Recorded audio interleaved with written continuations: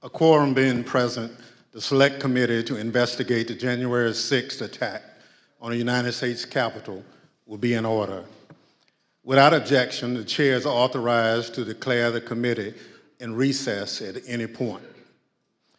Pursuant to House Deposition Authority Regulation 10, the chair announces the committee's approval to release the deposition material presented during today's meeting, and further, its approval to release deposition material that accompanies release of the Select Committee's final report. Good afternoon, and may God bless the United States of America. To cast a vote in the United States is an act of faith and hope. When we drop that ballot in the ballot box, we expect the people named on the ballot are going to uphold their end of the deal. The winner swears an oath and upholds it. Those who come up short ultimately accept the results and abide by the rule of law. That faith in our system is the foundation of American democracy. If the faith is broken, so is our democracy. Donald Trump broke that faith. He lost the 2020 election and knew it. But he chose to try to stay in office through a multi-part scheme to overturn the results and block the transfer of power. In the end, he summoned a mob to Washington, and knowingly they were armed and angry, pointed them to the Capitol and told them to fight like hell. There's no doubt about this. This afternoon, my colleagues will present our key findings, reminding you of some of the information we presented in earlier hearings and telling you how it fits in our broader conclusions. Those conclusions have helped shape the committee's final report, which we'll adopt today pursuant to House Resolution 503, which establishes the Select Committee nearly a year and a half ago. I expect our final work will be filed with the Clerk of the House and made public later this week.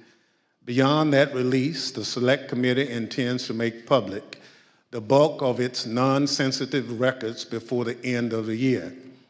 These transcripts and documents will allow the American people to see for themselves the body of evidence we've gathered and continue to explore the information that has led us to our conclusions. This committee is nearing the end of its work, but as the country, we remain in strange and uncharted waters. We've never had a president of the United States stir up a violent attempt to block the transfer of power. I believe nearly 2 years later, this is still a time of reflection and reckoning. If we are to survive as a nation of laws and democracy, this can never happen again. How do we stop it? This committee will lay out a number of recommendations in its final report. But beyond any specific details and recommendations we present, there's one factor I believe is most important in preventing another January 6th, accountability.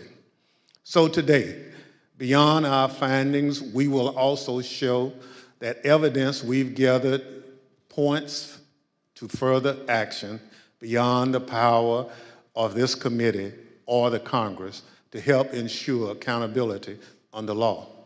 Accountability that can only be found in the criminal justice system. We have every confidence that the work of this committee will help provide a roadmap to justice, and that the agencies and institutions responsible for ensuring justice under the law will use the information we've provided to aid in their work. And for those of you who have followed this committee's work, I hope we've helped make clear that there's a broader kind of accountability. Accountability to all of you, the American people. The future of our democracy rests in your hands. It's up to the people of this country to decide who deserves the public trust, who will put fidelity to the Constitution and democracy above all else, who will abide by the rule of law, no matter the outcome. I'm grateful to the millions of you who followed this committee's work. I hope we lived up to our commitment to present the facts and let the facts speak for themselves. Let me say in closing, the women and men seated around me on this dais are public servants in the most genuine sense. They put aside politics and partisanship to ensure the success of this committee in providing answers to the American people. I especially want to thank and acknowledge our Vice Chair, who has become a true partner in this bipartisan effort, Ms. Cheney of Wyoming. And I also recognize her for any opening statement that she cared to offer. Thank you very much, Mr. Chairman, and thank you for your tremendous leadership of this committee. I know we all have benefited greatly from your wisdom and your wise counsel, so thank you very much. In April of 1861, when Abraham Lincoln issued the first call for volunteers for the Union Army, my great-great-grandfather, Samuel Fletcher Cheney, joined the 21st Ohio Volunteer Infantry. He fought through all 4 years of the Civil War, from Chickamauga to Stones River to Atlanta. He marched with his unit in the Grand Review of Troops up Pennsylvania Avenue in May of 1865, past a reviewing stand where President Johnson and General Grant were seated. Silas Canfield, the regimental historian of the 21st Ohio Volunteer Infantry, described the men in the unit this way. He said they had a just appreciation of the value and advantage of free government and the necessity of defending and maintaining it. And they enlisted, prepared to accept all the necessary labors, fatigues, exposures, dangers, and even death for the unity of our nation and the perpetuity of our institutions. I have found myself thinking often, especially since January 6th, of my great-great-grandfather and all those in every generation who have sacrificed so much for the unity of our nation and the perpetuity of our institutions. At the heart of our republic is the guarantee of the peaceful transfer of power. Members of Congress are reminded of this every day as we pass through the Capitol Rotunda. There, 8 magnificent paintings detail the earliest days of our republic. One, painted by John Trumbull, depicts the moment in 1793 when George Washington resigned his commission, handing control of the Continental Army back to Congress. Trumbull called this, quote, one of the highest moral lessons ever given the world. With this noble act, George Washington established the indispensable example of the peaceful transfer of power in our nation. Standing on the west front of the Capitol in 1981, President Ronald Reagan described it this way: the orderly transfer of authority as called for in the Constitution routinely takes place, as it has for almost 2 centuries, and few of us stop to think how unique we really are. In the eyes of many in the world, this every 4-year ceremony that we accept as normal is nothing less than a miracle. Every president in our history has defended this orderly transfer of authority, except one. January 6, 2021 was the first time one American president refused his constitutional duty to transfer power peacefully to the next. In our work over the last 18 months, the Select Committee has recognized our obligation to do everything we can to ensure this never happens again.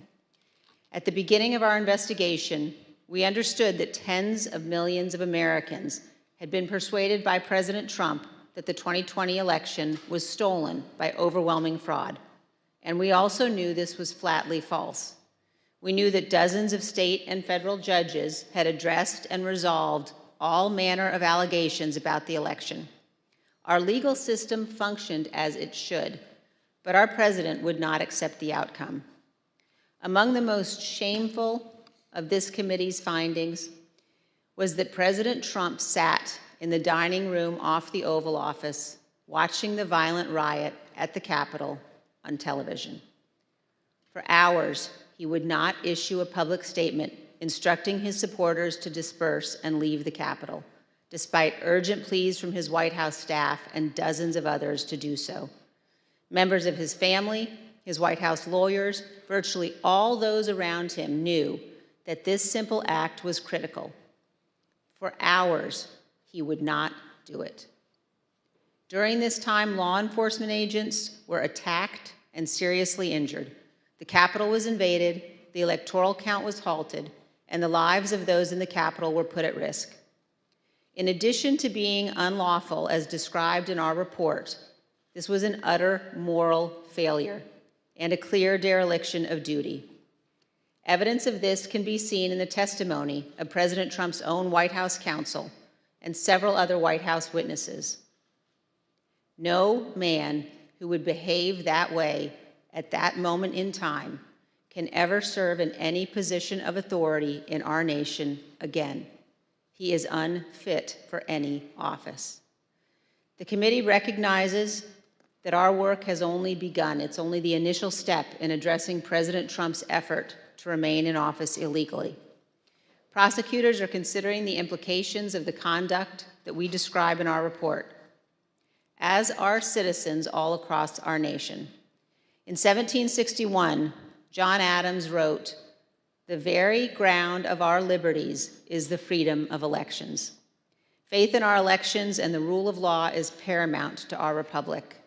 Election deniers, those who refuse to accept lawful election results, purposely attack the rule of law and the foundation of our country. The history of our time will show that the bravery of a handful of Americans doing their duty saved us from an even more grave constitutional crisis. Elected officials, election workers, and public servants stood against Donald Trump's corrupt pressure. Many of our committee's witnesses showed selfless patriotism, and their words and courage will be remembered. The brave men and women of the Capitol Police, the Metropolitan Police, and all the other law enforcement officers who fought to defend us that day saved lives and our democracy. Finally, I wish to thank my colleagues on this committee. It has been a tremendous honor to serve with all of you. We have accomplished great and important things together, and I hope we have set an example. And I also want to thank all of those who have honorably contributed to the work of our committee and to our report. We have accomplished much over a short period of time. Many of you sacrificed for the good of our nation. You have helped make history, and I hope helped to right the ship. Thank you, Mr. Chairman. I yield back. Gentlelady yields back. As you know, this is our final meeting of our committee. Over the course of the last year and a half, we presented evidence in 10 public hearings, testimony from our brave law enforcement officers, senior White House and campaign officials, and many others. Today, we are prepared to share our final findings with you. But before we do so, it's important to remember what we've learned, and critically, exactly what happened at the United States Capitol on January 6th. Without objection, I include in the record a video presentation of some of the key evidence our investigation has uncovered.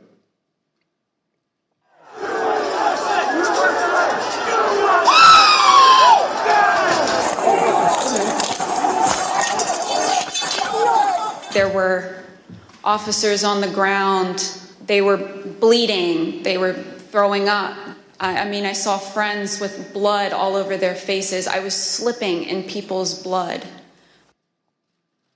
As I was swarmed by a violent mob, they ripped off my badge. They grabbed and stripped me of my radio. They seized ammunition that was secured to my body. They began to beat me with their fists and with what felt like hard metal objects.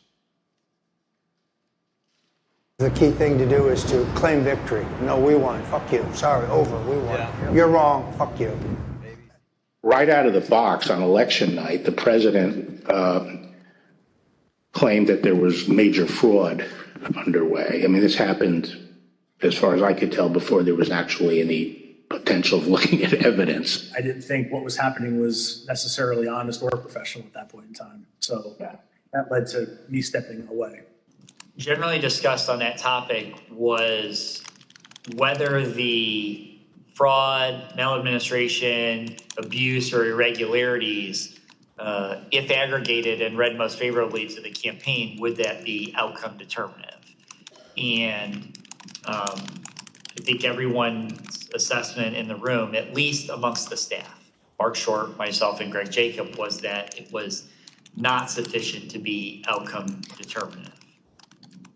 I told him that I did believe, yes, that once those legal processes were run, if fraud had not been established that had affected the outcome of the election, then unfortunately I believed that what had to be done was concede the outcome. What were the chances of President Trump winning the election? After that point? Yes. None. So what are we going to do here, folks? I only need 11,000 votes. Fellas, I need 11,000 votes. Give me a break. The numbers are the numbers. The numbers don't lie. We had many allegations, and we investigated every single one of them. Did one of them make a comment that they didn't have evidence, but they had a lot of theories? That was Mr. Giuliani. And what exactly did he say, and how that come up? My recollection, he said, we've got lots of theories, we just don't have the evidence. You're asking me to do something that's never been done in history, the history of the United States, and I'm going to put my state through that without sufficient proof? It's a tape earlier in the day of Ruby Freeman and Shay Freeman Moss and one other gentleman quite obviously surreptitiously passing around USB ports as if they're vials of heroin or cocaine. In one of the videos we just watched, Mr. Giuliani accused you and your mother of passing some sort of USB drive to each other. What was your mom actually handing you on that video? A ginger mint. Do you know how it feels to have the President of the United States to target you? The President of the United States is supposed to represent every American, not to target one. I made it clear I did not agree with the idea of saying the election was stolen and putting out this stuff, which I told the president was bullshit. He wanted to talk about that he thought the election had been stolen or was corrupt, and that there was widespread fraud. And I had told him that our reviews had not shown that to be the case. And I said something to the effect of, sir, we've done dozens of investigations, hundreds of interviews. The major allegations are not supported by the evidence developed. Well, my first thought was, this is a terrible idea. Jeff Clark cannot be installed as acting Attorney General of the United States. You ultimately told us that you described this meeting as not this meeting, the Georgia letter that was proposed as an effing murder-suicide pact. Do you remember using the term murder-suicide pact? Yes.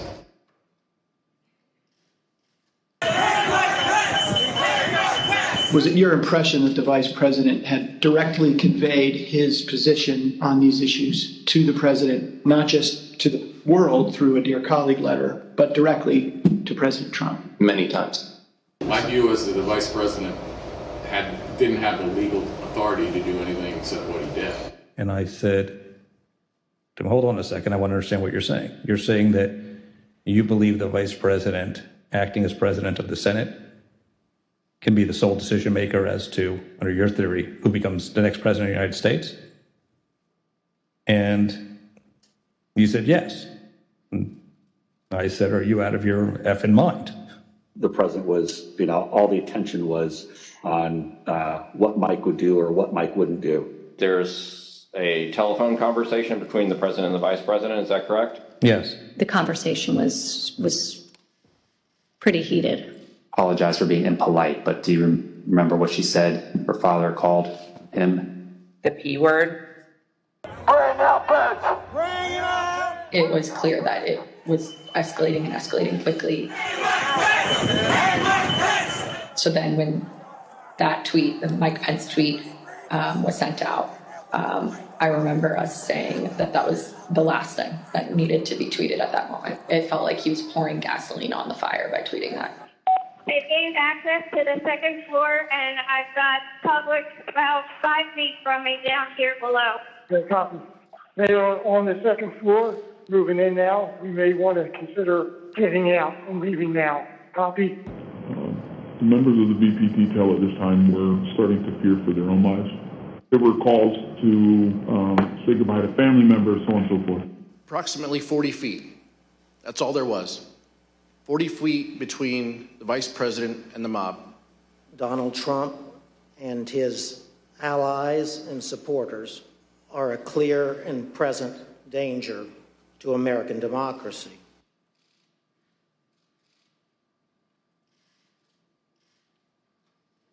We got derogatory information from OSINT suggesting that some very, very violent individuals were organizing to come to D.C. As Mr. Giuliani and I were walking to his vehicles that evening, he looked at me and said something to the effect of, "Cass, are you excited for the 6th? It's going to be a great day."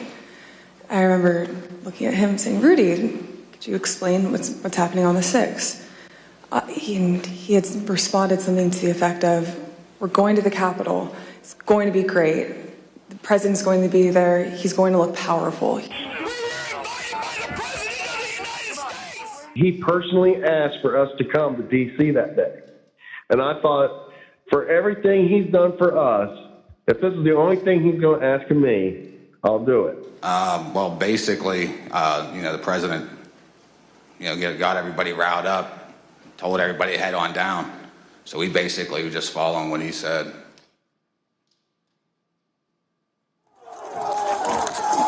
We lost the line! We lost the line! Anthony, get back! Within 15 minutes of leaving the stage, President Trump knew that the Capitol was besieged and under attack. So are you aware of any phone call by the President of the United States to the Secretary of Defense that day? Not that I'm aware of, no. Are you aware of any phone call by the President of the United States to the Attorney General of the United States that day? No. Are you aware of any phone call by the President of the United States to the Secretary of Homeland Security that day? I'm not aware of that, no. Did you ever hear the president No. ask for the National No. Guard? Did you ever hear the president ask for law enforcement response? No. You got an assault going on the Capitol of the United States of America. And there's nothing. No call, nothing, zero. I remember Pat saying something to the effect of, "Mark, we need to do something more. They're literally calling for the vice president to be effing hung." And Mark had responded something to the effect of, "You heard him, Pat. He thinks Mike deserves it. He doesn't think they're doing anything wrong." You on the staff did not want people to leave the Capitol. On the staff? In the White House. I can't think of anybody, on that day who didn't want people to get out of the Capitol particularly once the violence started. No. I mean,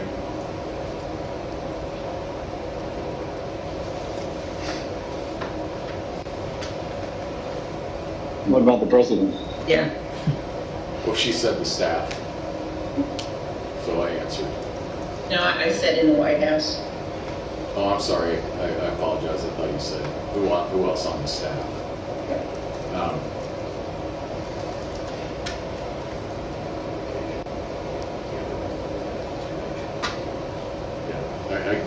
I can't reveal communications, but obviously I think,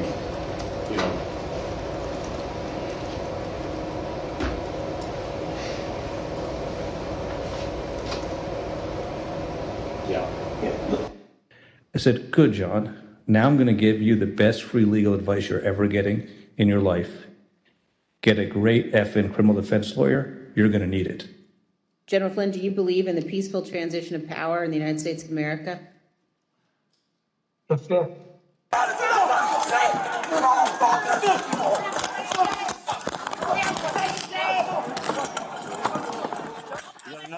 sir, unconscious. The church. What church?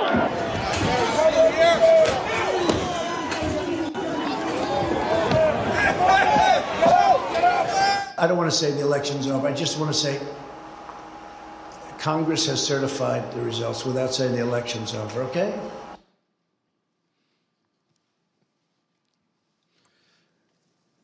The chair now recognizes the gentlewoman from California, Ms. Lofgren, for an opening statement. Thank you, Mr. Chairman. Over the last 18 months, the Select Committee has conducted a congressional investigation of enormous scale, seeking to uncover the depth and breadth of ex-President Trump's multi-part plan to reverse the lawful outcome of the 2020 presidential election. We've compiled an immense volume of documents collected from countless individuals, law enforcement agencies, and federal and state authorities. Many of our efforts to get the evidence required litigation in federal court, including the U.S. Supreme Court. We've taken the testimony of hundreds of witnesses. And while we couldn't show them all during the hearings, we focused on those who were most central, including our ex-president's White House aides, his senior Department of Justice officials, and senior members of his campaign. Based on this assembled evidence, the Select Committee has reached a series of specific findings. Now, many of these findings pertain to what has been called the big lie, the enormous effort led by ex-President Trump to spread baseless accusations and misinformation in an attempt to falsely convince tens of millions of Americans that the election had been stolen from him. Beginning even before the election and continuing through January 6th and thereafter, Donald Trump purposely disseminated false allegations of fraud in order to aid his effort to overturn the 2020 election. Ex-President Trump's decision to declare victory falsely on election night wasn't a spontaneous decision. It was premeditated. The committee has evidence that ex-President Trump planned to declare victory and unlawfully to call for the vote counting to stop, and that he told numerous allies about his intent in the weeks before the election. The committee found that Mr. Trump raised hundreds of millions of dollars with false representations made to his online donors. The proceeds from his fundraising, we have learned, have been used in ways that we believe are concerning. In particular, the committee has learned that some of those funds were used to hire lawyers. We've also obtained evidence of efforts to provide or offer employment to witnesses. For example, one lawyer told a witness the witness could, in certain circumstances, tell the committee that she didn't recall facts when she actually did recall them. That lawyer also did not disclose who was paying for the lawyer's representation, despite questions from the client seeking that information. He told her, quote, "We're not telling people where funding is coming from right now." We've learned that a client was offered potential employment that would make her, quote, "financially very comfortable," as the date of her testimony approached, by entities that were apparently linked to Donald Trump and his associates. These offers were withdrawn or didn't materialize as reports of the content of her testimony circulated. The witness believed this was an effort to affect her testimony, and we are concerned that these efforts may have been a strategy to prevent the committee from finding the truth. Throughout the post-election period, ex-President Trump was told repeatedly by his campaign advisors, government officials, and others there was no evidence to support his claims of election fraud. Even since our last hearing, the Select Committee has obtained testimony from new witnesses who've come forward to tell us about their conversations with ex-President Trump on this topic. Here is one of his senior advisors, Hope Hicks. Seeing evidence of fraud on a scale that would have impacted the outcome of the election, and I was becoming increasingly concerned that we were damaging we were damaging his legacy. What did the president say in response to what you just described? He said something along the lines of, nobody will care about my legacy if I lose. So that won't matter. The only thing that matters is winning. Despite all that, he continued to purposely and maliciously make false claims, sometimes within a day of being told that a particular claim was false and unsupported by the evidence. By the time the Electoral College met to cast its votes on December 14, 2020, a number of President Trump's senior staff, cabinet officials, and members of his family were urging him to facilitate a peaceful transition to the incoming administration. He disregarded their advice, and he continued to claim publicly that the election had been stolen from him. Numerous state and federal courts evaluated and rejected the Trump campaign's claims of voter fraud, including 11 judges appointed by ex-President Trump himself. Many of these courts issued scathing opinions, criticizing the lack of evidence that ex-President Trump and his allies had advanced to support their claims. Numerous individuals associated with these efforts have since acknowledged that they were unable to find sufficient evidence of fraud to affect the election results, including in testimony to this select committee. Still, ex-President Trump repeated those false claims and tried to convince his supporters the election was stolen. This was an attempt to justify overturning the lawful election results. Donald Trump knowingly and corruptly repeated election fraud lies, which incited his supporters to violence on January 6th. He continues to repeat his meritless claim that the election was stolen even today and continues to erode our most cherished and shared belief in free and fair elections. Mr. Chairman, I yield back. Gentlewoman yields back. The chair recognizes the gentleman from California, Mr. Schiff, for an opening statement. Thank you, Mr. Chairman. Building on his constant repetition of the big lie, President Trump engaged in an unprecedented effort to obstruct the joint session on January 6th, the proceeding where his electoral loss would be certified by Congress. This effort began in part in the states, which hold, count, and ultimately determine the winners of presidential elections. Many state officials were targeted by President Trump and his campaign. The local election workers he accused baselessly of election fraud, the state officials he pressured to stop the count or to find votes that didn't exist, and the state legislative officials he urged to disregard the popular will of the voters and their oath of office in order to name him the winner instead. Here are the Select Committee findings about President Trump's state pressure campaign. President Trump and his enablers repeatedly pressured state officials to take action to overturn the results of the election. The most dramatic example of this campaign of coercion was the president's January 2nd, 2021 call to Georgia Secretary of State Brad Raffensperger, in which the president urged the secretary to find 11,780 votes he needed to change the outcome in that state. During that call, President Trump again repeated conspiracy theories about the election that his own appointees at the Department of Justice had already debunked. Trump also made what Secretary Raffensperger apparently considered a threat, accurately considered a threat, suggesting that Raffensperger and his attorney, that they could be subject to criminal prosecution if they didn't follow through with his demands. Then, in repeated telephone calls and in-person meetings, Donald Trump pressured state elections officials and state legislators to alter official election results. But courageous public servants, including Republicans like Rusty Bowers, held firm and refused to put Donald Trump over their oath to the Constitution. When Donald Trump's pressure campaign did not achieve the results he wanted, he oversaw an effort to obtain and transmit false Electoral College ballots to Congress and the National Archives.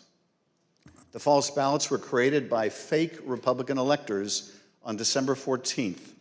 At the same time, the actual certified electors in those states were meeting to cast their votes for President Biden. By that point in time, election-related litigation was over in all or nearly all of these states, and Trump campaign election lawyers realized that the fake slates were unjustifiable on any grounds and may be unlawful. In spite of these concerns and the concerns of individuals in the White House counsel's office, President Trump and others proceeded with this plan. The Select Committee has developed evidence that these intentionally false documents were transmitted to multiple officers of the federal government and were intended to interfere with the proper conduct of the joint session, where the existence of so-called competing slates of electors would serve as a pretext for legitimate electoral votes to be rejected. President Trump repeatedly attacked state and local officials who refused to do his bidding, as well as local elections workers who he baselessly accused of fraud. As Ruby Freeman and the testimony of other elections officials so powerfully demonstrated, the people who drew President Trump's ire or were the subject of his lies faced real-world consequences, including public harassment and death threats. Some of these elections workers and officials have been forced to leave their homes. Others have been forced to leave the jobs they loved.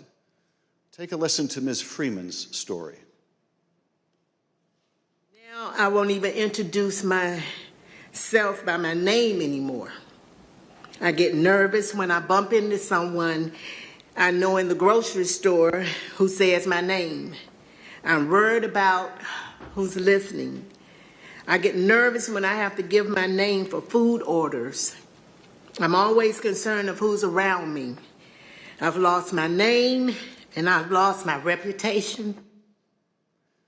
The treatment of Ms. Freeman and her daughter Shay Moss and so many others around the country was callous, inhuman, inexcusable, and dangerous. And those responsible should be held accountable. Mr. Chairman, I yield back. Gentleman yields back. The chair recognizes the gentleman from Illinois, Mr. Kinzinger, for an opening statement. Thank you, Mr. Chairman. Certainly one of the many important components of our federal government is the Department of Justice.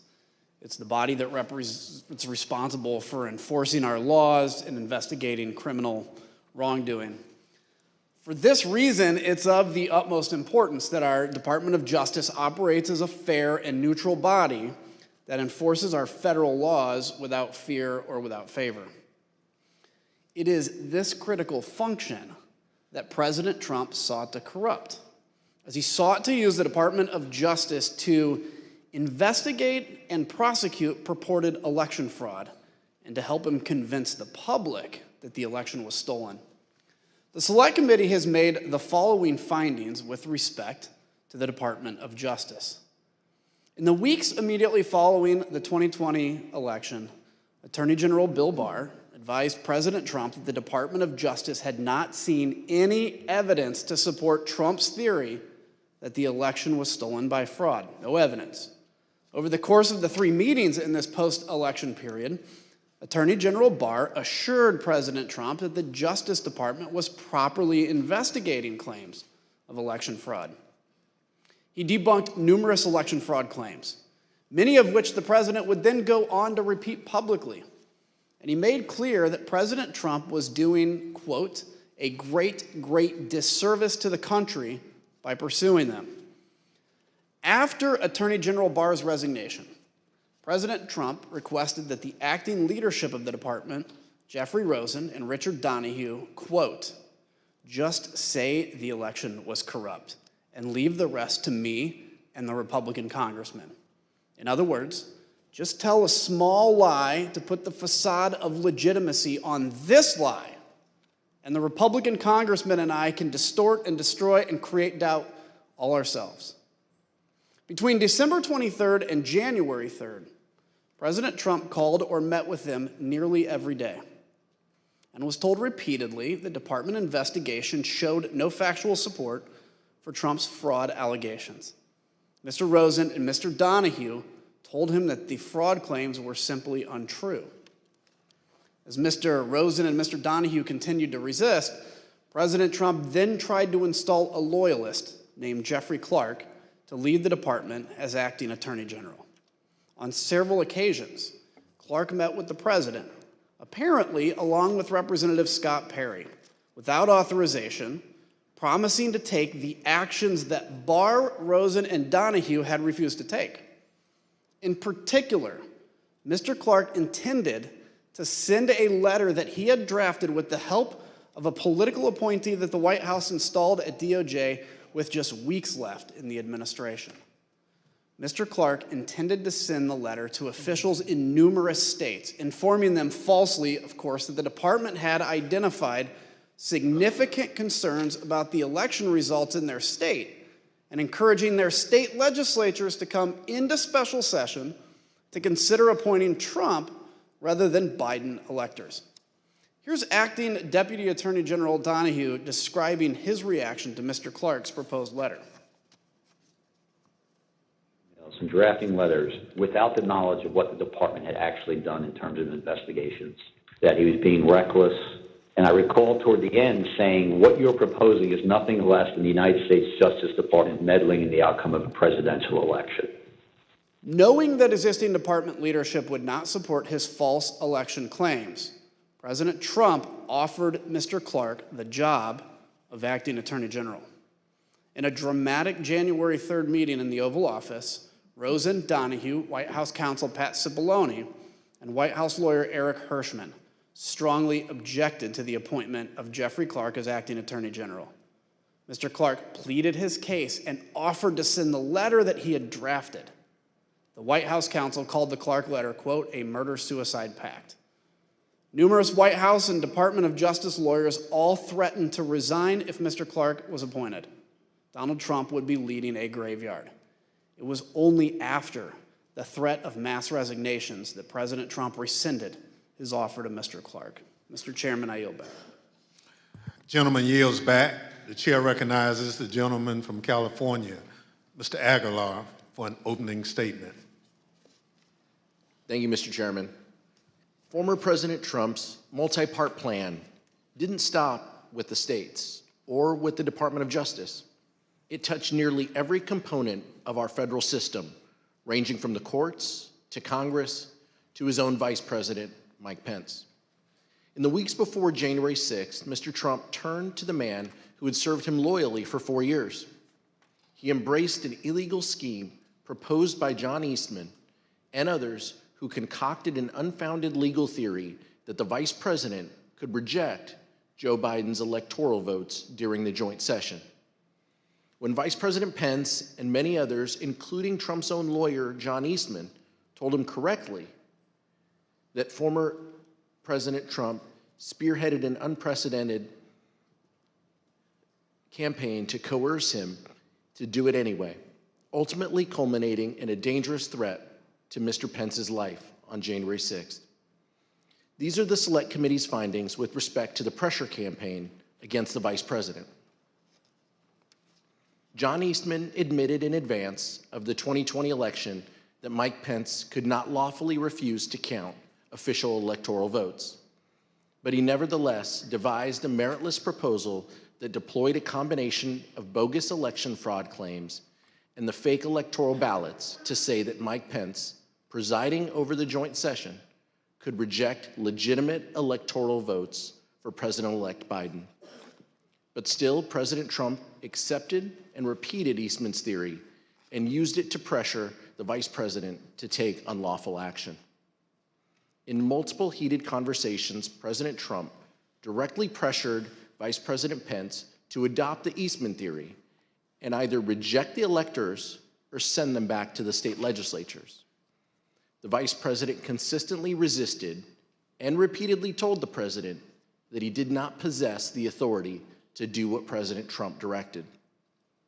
This culminated in an angry phone call on the morning of January 6th between President Trump and Vice President Pence, during which the former president repeatedly berated Mr. Pence by cursing and leveling threats. White House staffer Nick Luna was one of the many witnesses who heard the call as it happened. Take a listen at Mr. Luna's testimony. Did you hear any part of the phone call, even if just the end that the president was speaking from? I did, yes. All right, and what'd you hear? So as I was dropping off the note, my memory, I remember hearing the word wimp. Either he called him a wimp. I don't remember if he said, you are a wimp, you'll be a wimp. Wimp is the word I remember. Something to the effect, the wording's wrong. I made the wrong decision 4 or 5 years ago. In the face of the vice president's resistance, the former president and others exerted both private and public pressure to change his mind. In his speech on the Ellipse on the afternoon of January 6th, former President Trump told the crowd that Vice President Pence needed the courage to do what he has to do. Once the riot began, President Trump deliberately chose to issue a tweet attacking Mr. Pence, knowing that the crowd had already grown violent.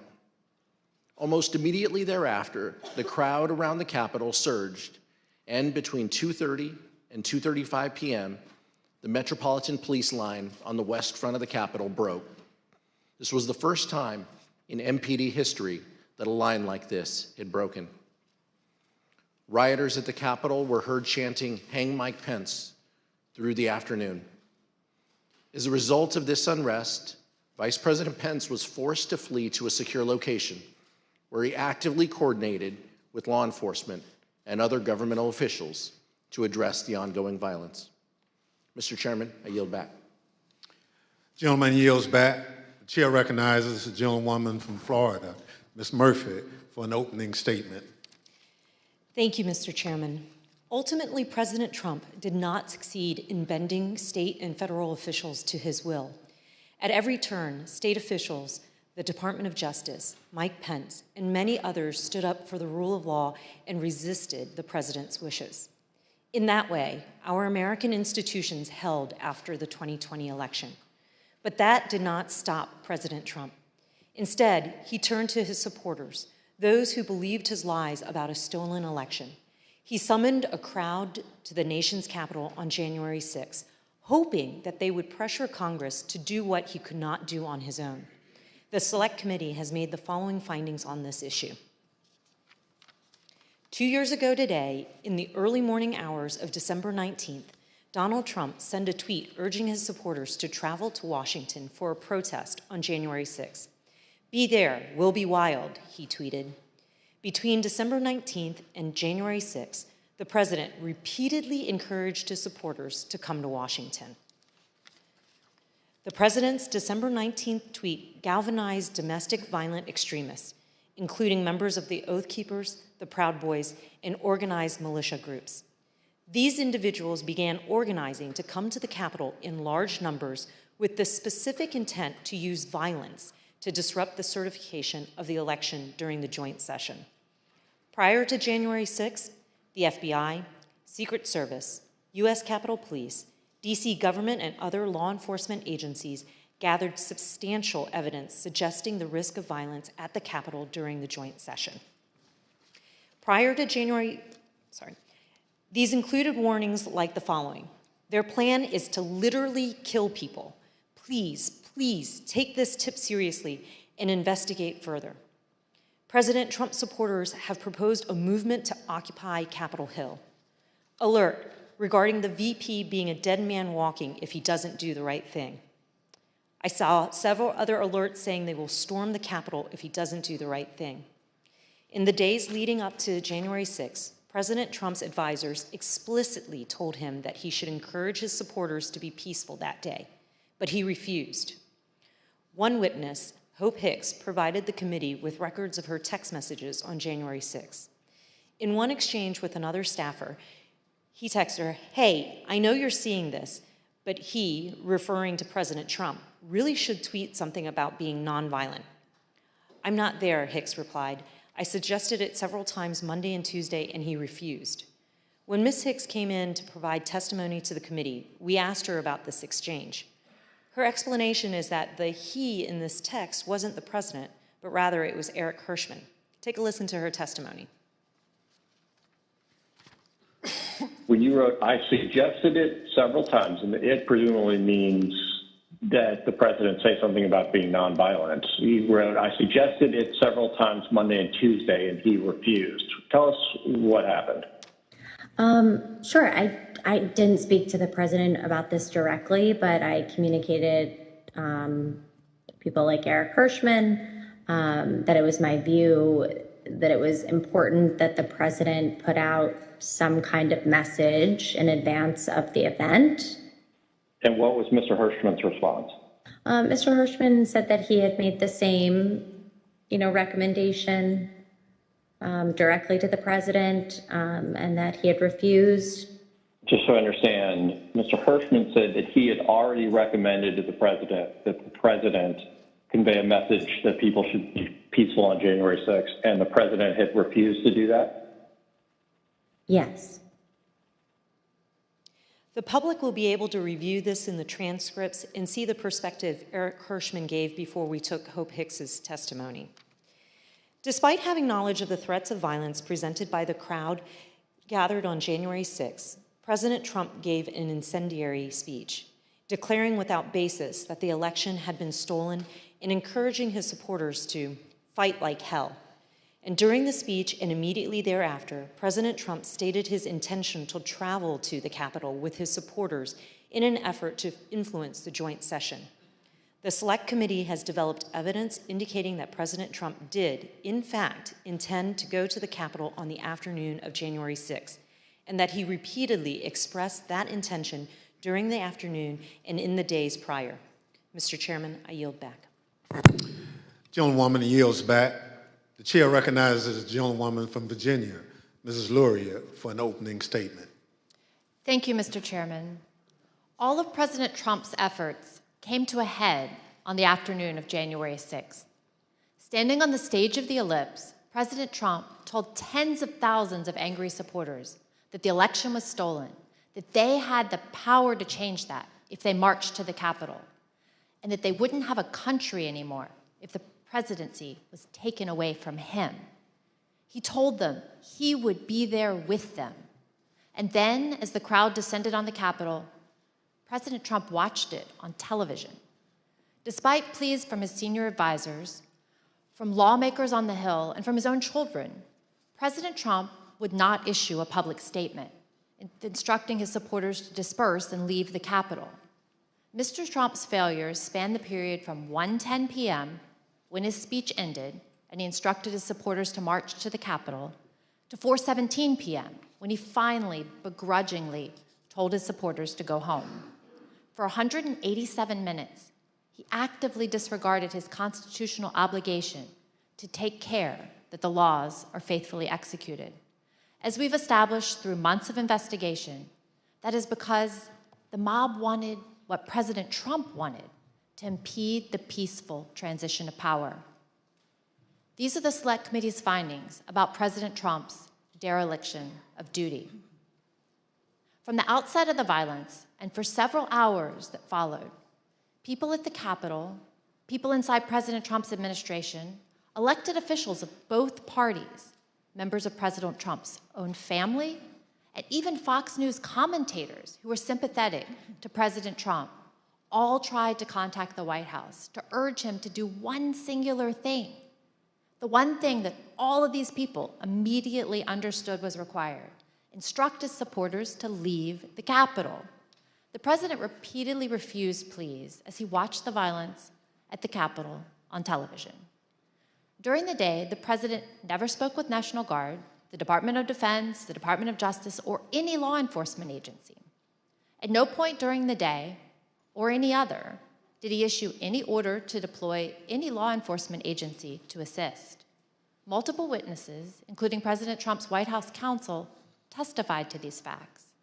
Your White House employees, who had been speaking directly with President Trump, state that he didn't want anything done. The president was making phone calls that afternoon, but they weren't to law enforcement officials. Rather, President Trump continued to call his lawyer, Rudy Giuliani.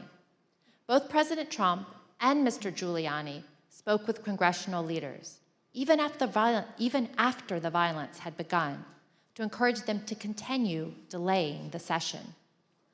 Approximately 3 hours after being informed of the violence at the Capitol, hours during which, as our evidence has shown, Donald Trump sat in his dining room and watched the violence on television, the president released a video statement in which he again repeated that the election was stolen, told his supporters at the Capitol that he loved them, and ultimately suggested that they disperse.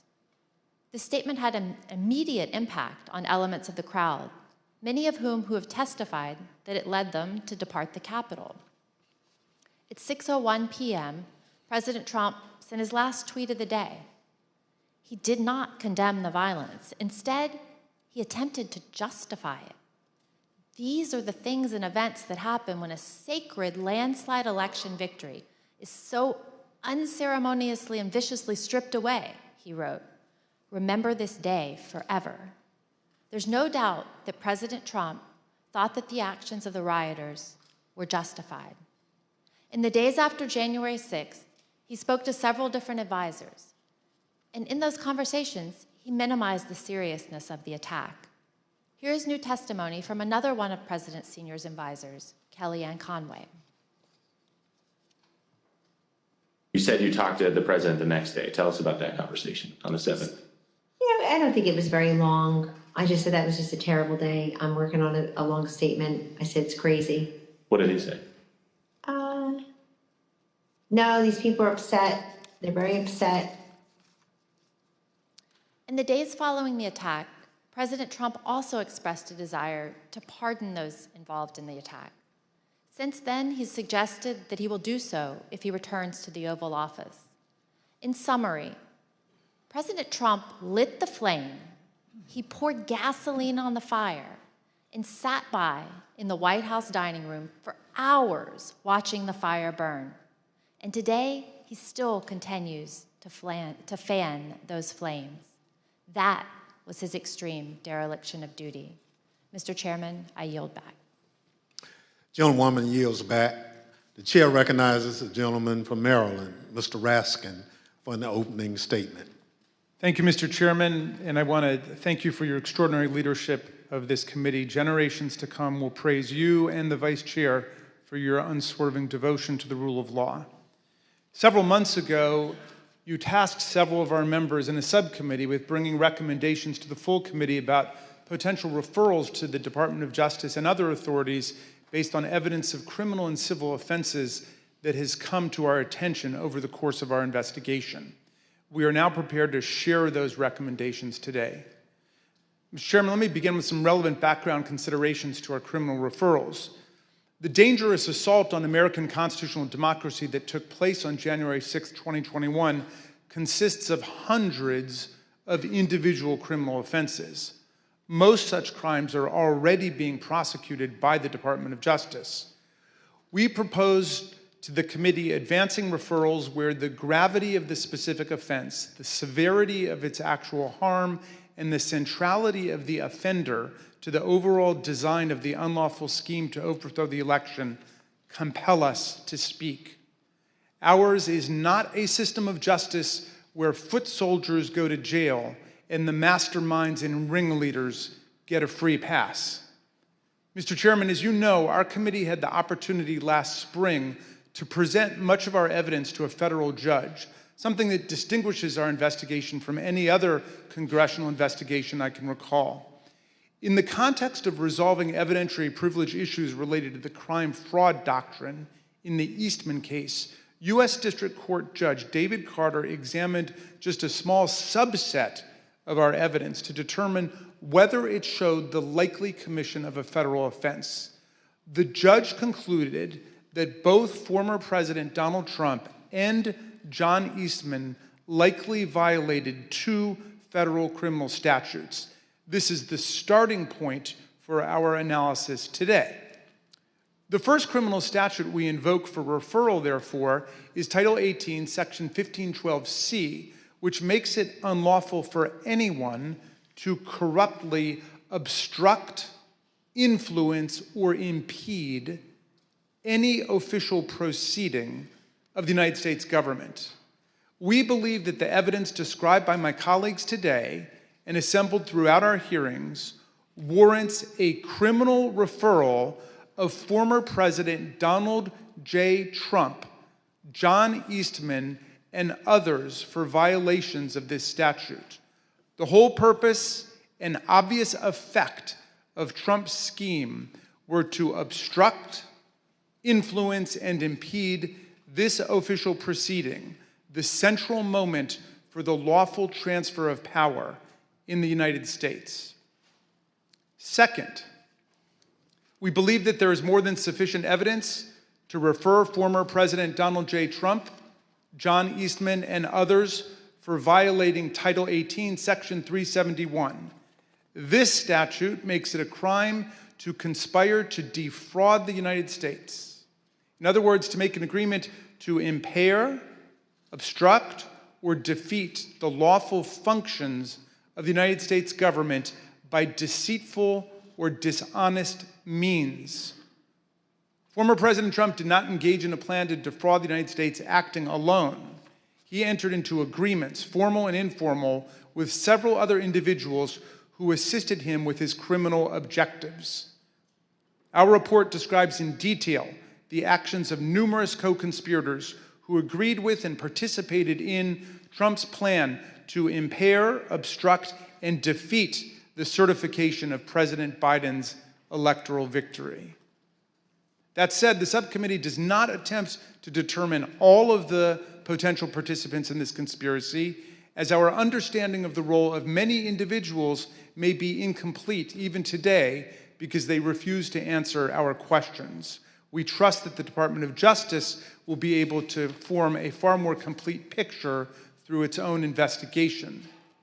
Third, we make a referral based on Title 18, Section 1001, which makes it unlawful to knowingly and willfully make materially false statements to the federal government.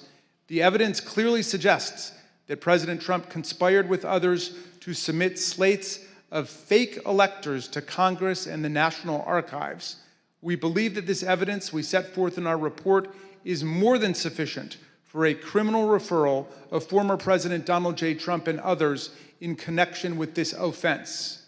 As before, we don't try to determine all of the participants in this conspiracy, many of whom refuse to answer our questions while under oath. We trust that the Department of Justice will be able to form a more complete picture through its own investigation. The fourth and final statute we invoke for referral is Title 18, Section 2383. The statute applies to anyone who incites, assists, or engages in insurrection against the United States of America, and anyone who gives aid or comfort to an insurrection. An insurrection is a rebellion against the authority of the United States. It is a grave federal offense anchored in the Constitution itself, which repeatedly opposes insurrections and domestic violence, and indeed uses participation in insurrection by office holders as automatic grounds for disqualification from ever holding public office again at the federal or state level. Anyone who incites others to engage in rebelling, assists them in doing so, or gives aid and comfort to those engaged in insurrection is guilty of a federal crime. The committee believes that more than sufficient evidence exists for a criminal referral of former President Trump for assisting or aiding and comforting those at the Capitol who engaged in a violent attack on the United States. The committee has developed significant evidence that President Trump intended to disrupt the peaceful transition of power under our Constitution. The President has an affirmative and primary constitutional duty to act to take care that the laws be faithfully executed. Nothing could be a greater betrayal of this duty than to assist in insurrection against the constitutional order. The complete factual basis for this referral is set forth in detail throughout our report.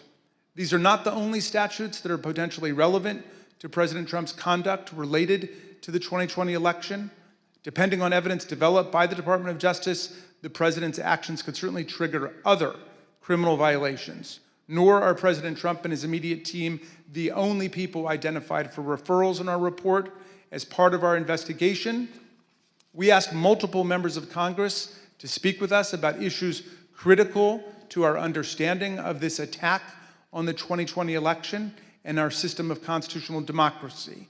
None agreed to provide that essential information. As a result, we took the significant step of issuing them subpoenas based on the volume of information particular members possessed about one or more parts of President Trump's plans to overturn the election.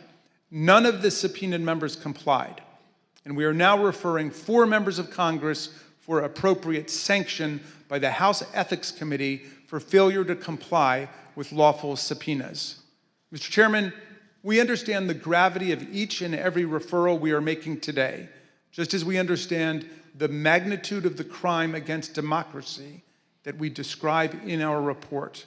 But we have gone where the facts and the law lead us, and inescapably, they lead us here. Accordingly, Mr. Chairman, in light of these facts, I ask unanimous consent that the chairman be directed to transmit to the United States Department of Justice relevant Select Committee records in furtherance of these criminal referrals.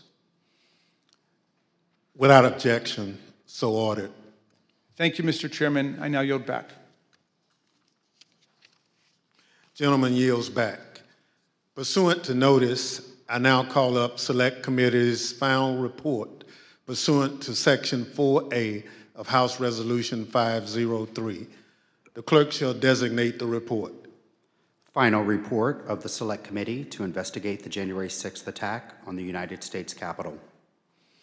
Without objection, the report will be considered read and open to amendment at this point. I now recognize the gentlewoman from Virginia, Ms. Luria, for a motion.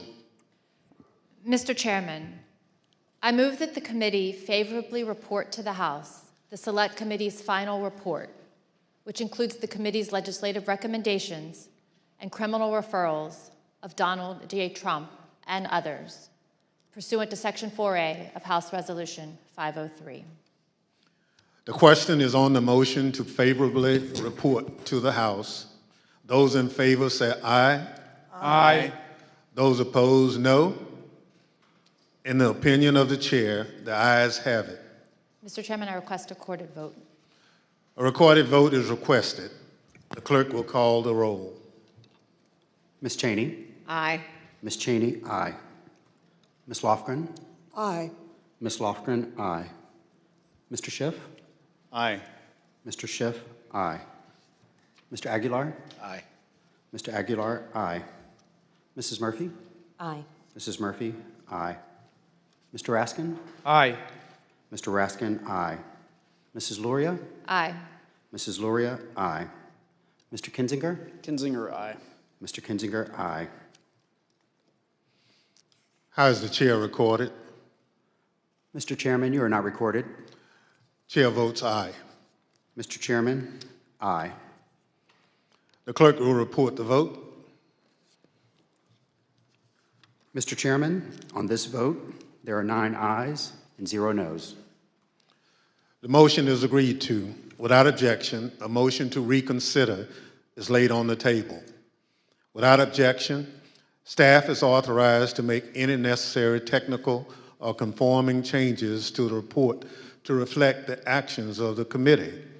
The chair requests those in the hearing room remain seated until the Capitol Police have escorted members from the room. There being no further business, without objection, the Select Committee stands adjourned.